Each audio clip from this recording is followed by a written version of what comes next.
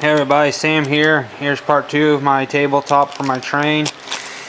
Today I'm putting on the legs. So a few of the items I've got these nuts, and I forget what these are called. A chorus.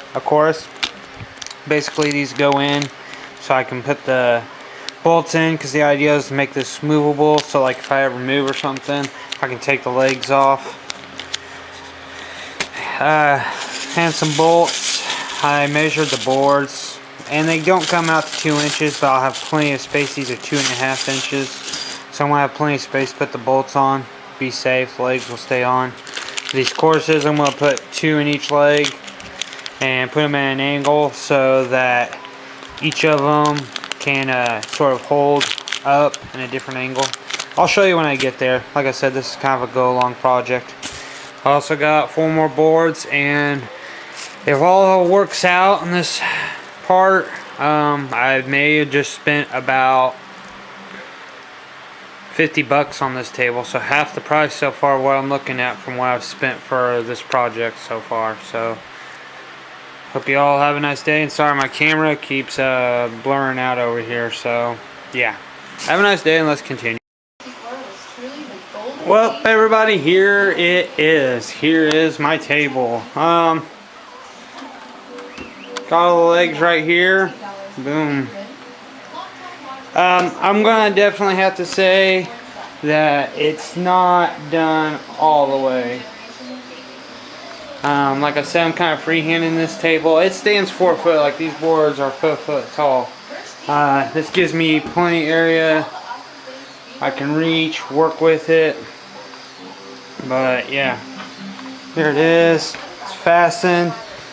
Like I said, I am kind of freelancing this one, so it's like I have an idea what I'm doing, but at the same time I'm trying to be cautious with it. It's all bolted in, nice and snug.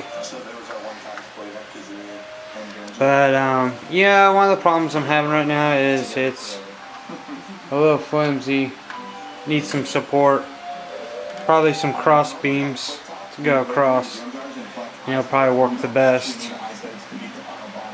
So there we go. So far that I've spent on this project is altogether is $50. I spent $20 on the parts right here that I've gotten and the 2 4x1s. But yeah, I'm definitely looking like I'm going to need to make some lower support beams, make some stuff that goes across. I mean, they stand pretty good, but it's still really flimsy. So this is Sam Burge, and this is just an update. Hey everybody, Sam here. So here's the final table all finished up. I know in the last part I had just the legs on here, but since I was basically almost done and I'm happy with my finished product now, sort of just go over things. I ended up getting corner brackets and putting them on both corners now, so all 4 corners now have corner brackets put into them. I went to Walmart because really honestly I was configuring and looking at some stuff for making this thing a little bit more sturdy, and it is so much sturdier than it was last time. What did I do? I basically just went to Walmart, and for 88 cents for a 3-pack of these painting sticks. There's a good and bad side to these, but I'm getting ready to go for that. I just put them, boom, just angled them, and it is so much more straight. It's a little flimsy horizontally, but vertically it's not as bad as it was earlier. So I mean, something I can patch up or fix, or just I'll figure it out once I go through. But I mean, I would say this project is done for the foremost of it. It's basically all set up, ready to go. And yeah, really sturdy, well put together. I know these bolts stick out a little bit. I'm going to adjust these later on. I mean, all they need to do is be tightened down. I haven't had the time just yet to get to it, but it'll be something when I get to, I'll get it done. It's nothing really big, and it's not staying in my way due to the fact I don't have my foam sheets yet. Nor do I have my train, which my train should be coming in sometime by the end of this month. I ordered it off of Amazon. I'll have a video of it because, like I said, I'm working this as I go, and I'm really excited. I've been wanting to do this, and I'm really happy that I'm getting some foot into the foot in the door with this project. There's a center board. Really, honestly, doesn't give as much. I'm going to see how it acts when I put the foam in, because another thing that I'm thinking is I think weight wise this layout won't weigh a whole lot, because I've been doing a lot of research for it. And really honestly, if I do the plaster gauze, it should be a lot lighter. And a person contacted me after I did my first part, because I mentioned about the whole weight thing. He said, oh yeah, he goes, if you're working on an HO scale and you don't use a whole lot of plaster, he goes, this would actually work fantastic. So I'm actually happy that somebody actually contacted me and took away some of those worries, because that was one thing that was kind of bothering me. And if you're wondering, here's another thing why I say about measuring. If you're wondering why this has a little bit of a lip, is because this board was longer, because the board that when I cut this leg for 1/2 inch and then put that one on there, it was still not all the way, so I had to measure it and lip it up just a little bit. So if you're wondering why that has it, it's because it's supposed to be 4 foot. Yeah, it's supposed to be 4 foot long and 1/4 inch, and that thing was still 4 foot and 1/2 inch. So I just lifted it up for that little bit of 1/4 inch, and we're good to go. I'm really happy with the results, to be honest. So I'm gonna basically just go over the final cost and tell you how much this thing cost altogether. Alrighty everybody, Sam Birch here, and I'm getting ready to go over the final cost for the frame and the table all together. So additionally, when I did the main frame in part 1, that was $30. I went back to Home Depot and for the bolts, nuts, and legs, that was an additional $28, bring me up to $58. And with the addition of the little support beams, I'm calling them support beams, correct me if it's wrong, but the little angle supports I put in, and with the corner brackets, that was just an additional like $5. So far I have spent a good $63 on this frame. So this keeps me about $37 below price, so I'm happy with that. That is a good price I can deal with. You know, $63 is not bad for this frame. A few concerns that do flow through my head right now is like, is this frame going to be able to support my model railroad when I put it on there?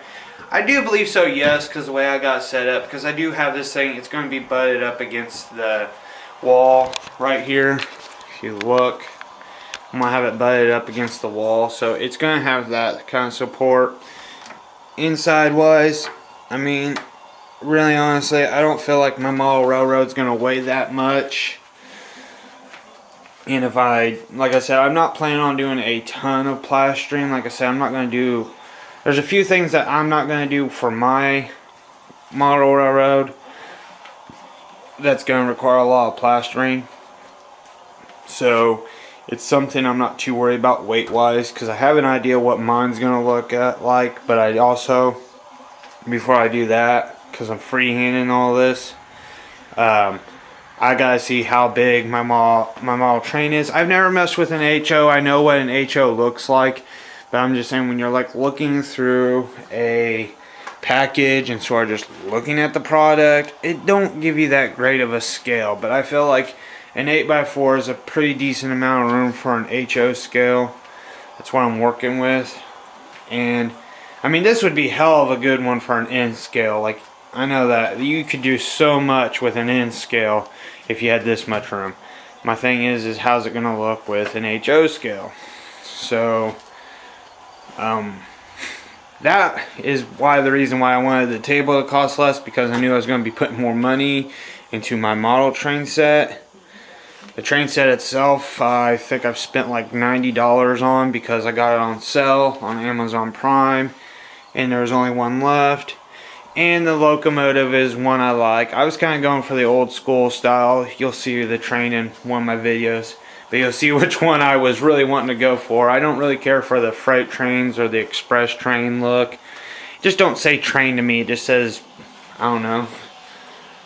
It didn't like speak to me. I didn't want that kind of train setup. I just don't like the shape of them. I like the old school trains. When I think trains, I think of, you know, smokestacks, coal cart and all that. That's what I think of when I think of trains. And plus, that's the model I was looking for, and that was the model I was going for. So all in all, I'm pretty happy with this result. Not bad. Very enjoyable. So I hope you all enjoy this, and stay tuned for any updates or anything that I add to the playlist. I'll keep it pretty simple, not too complicated. Go over things I'm doing, details.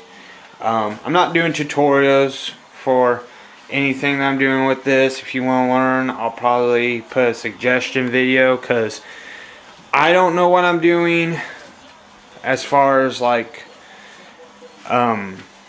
project wise, but it's like, this is how I learned how to do it, and that's why I support YouTube still today, because it's really hard to find a lot on some of these hobbies. Like, I have a Hobby Lobby and stuff, but like model train enthusiasts, it's kind of hard to find around here in Indiana. I know that's kind of crazy.